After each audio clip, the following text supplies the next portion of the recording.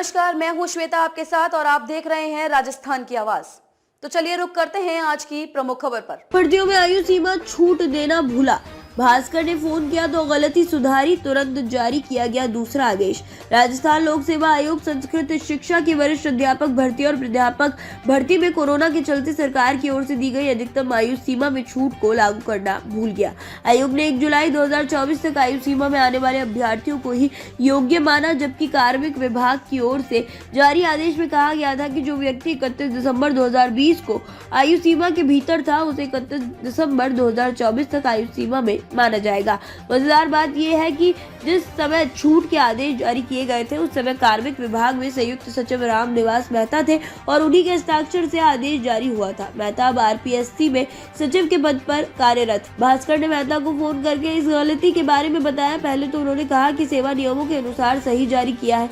जब भास्कर ने कार्मिक विभाग में रहते उनके ही हस्ताक्षर से जारी छूट का आदेश भेजा तो आरपीएससी को गलती माननी पड़ी। इसके बाद आरपीएससी ने तुरंत शुद्धि पत्र जारी किया जिसमें कहा गया कि जो व्यक्ति 2020 को आयु सीमा के भीतर था उसे 31 दिसंबर 2024 तक आयु सीमा के भीतर ही समझा जाएगा। आयोग की इस तरह गलती सुधारने से कई अभ्यर्थियों को राहत मिली और अब वह इन दोनों भर्तियों की दौड़ में शामिल हो सकेंगे। मेहता ने बताया कि दोनों भर्तियों में शुद्धि पत्र जारी कर दिया है। आयोग की वेबसाइट पर अभ्यर्थी इसको देख सकते हैं। अब युवा कर सकेंगे दोनों भर्तियों के लिए आवेदन।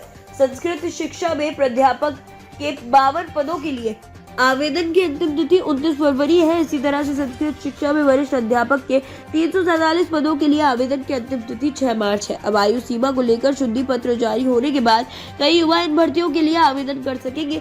इससे उनका भी सरकारी नौकरी लगने का सपना साकार हो सकेगा। यह मामला वर्ष 2020 में 2021 में कोरोना के कारण नई भर्तियां नहीं हुई थी। इसके बाद जब भर्तियां प्रारंभ हुई तो कई अभ्यर्थी ओवर एज हो गए।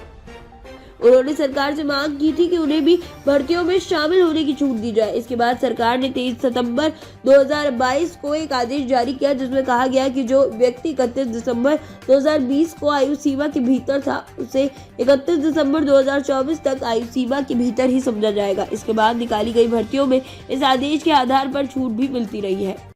खबरों में अब तक के लिए बस इतना ही। फिर होगी आपसे मुलाकात ऐसी ही किसी बड़ी खबर के साथ। तब तक के लिए नमस्कार और देखते रहिए राजस्थान की आवाज।